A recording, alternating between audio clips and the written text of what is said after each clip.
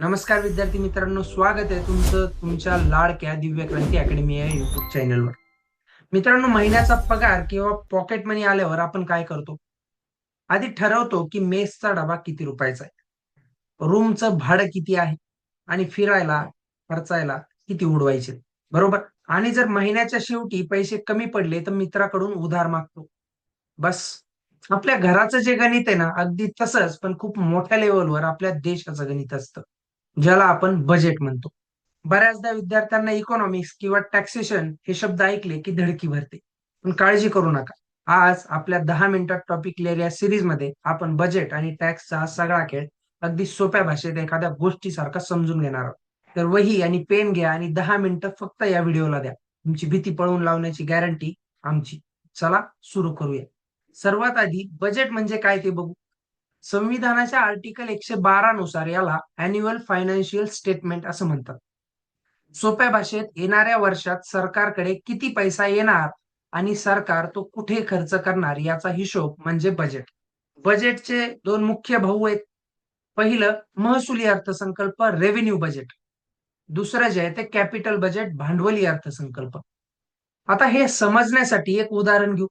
समजा तुमच्या वडिलांना दर महिन्याला पगार मिळतो आणि त्यातून ते लाईट बिल, किराणा या सगळ्या ज्या गोष्टी आहेत दैनंदिन जीवनातल्या त्या भरत असतात, चालवत असतात. हा झाला काय? Revenue part. कारण हा खर्च वारंवार होतो आणि यातून नवीन संपत्ती तयार होत नाही. बरोबर? पण जर वडिलांनी बँकेतून लोन घेऊन नवीन घर बांधलं किंवा जुनी गाडी विकली, तर तो झाला कॅपिटल पार्ट. का?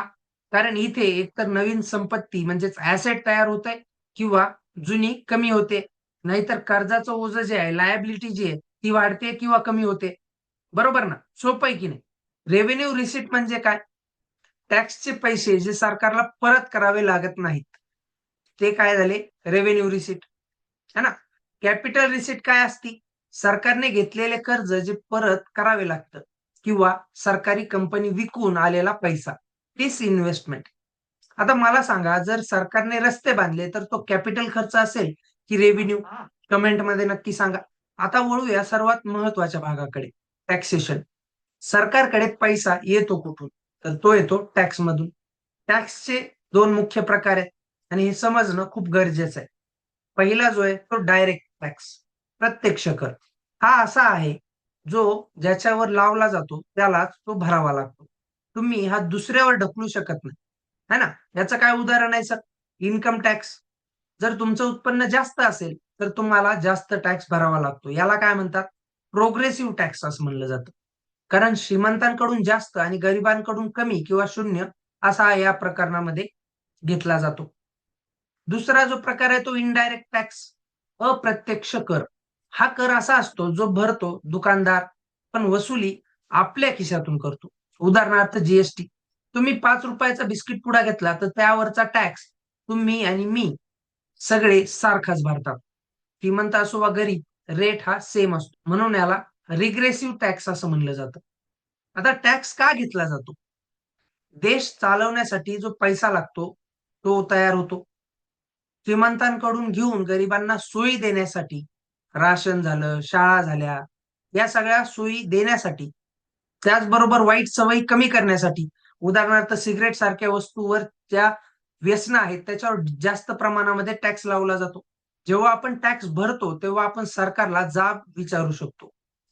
पण मला एक सांगा, तुम्हाला ही गोष्ट माहिती आहे का, की काही कंपन्या टॅक्स वाचवण्यासाठी जसे मॉरिशियस, केमन आयलँडचा वापर करतात.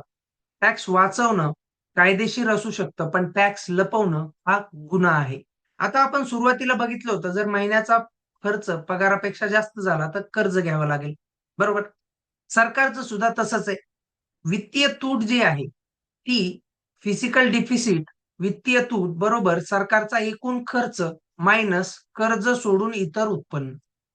समजा सरकारला ₹100 मिळाले, पण खर्च किती आहे? ₹120 करायचा आहे. तर वरचे ₹20 सरकारला बाजारातून उधार घ्यावे लागतात. ही ₹20 ची तूट म्हणजे फिस्कल डिफिसिट. ही तूट जास्त असणं वाईट काय? कारण सरकार जास्त कर्ज घेईल तर महागाई म्हणजेच इन्फ्लेशन वाढू शकतं आणि भविष्यात व्याजाचा बोजा जो आहे, तो देशावर वाढत असतो. पण मित्रांनो, विकसनशील देशामध्ये थोडी तूट चांगली असते. कारण त्याचा अर्थ सरकार विकासावर खर्च करतोय असा निघत असतो. चला, आता वेळ आहे आपल्या क्विक रिव्हिजनची. घड्याळ लावा, फक्त 1 मिनिटात रिव्हिजन करू. बजेट म्हणजे annual financial statement, article 112. Revenue budget रोजचा खर्च आणि उत्पन्न, त्याच्यामध्ये पगार आला, टॅक्स आला. कॅपिटल बजेट संपत्ती आणि कर्ज, ज्याच्यावर रस्ते किंवा लोन्स या सगळ्या गोष्टी येतात. डायरेक्ट टॅक्स ज्याच्यावर लावला तोच भरतो. त्याचं काय उदाहरण आहे? Income tax.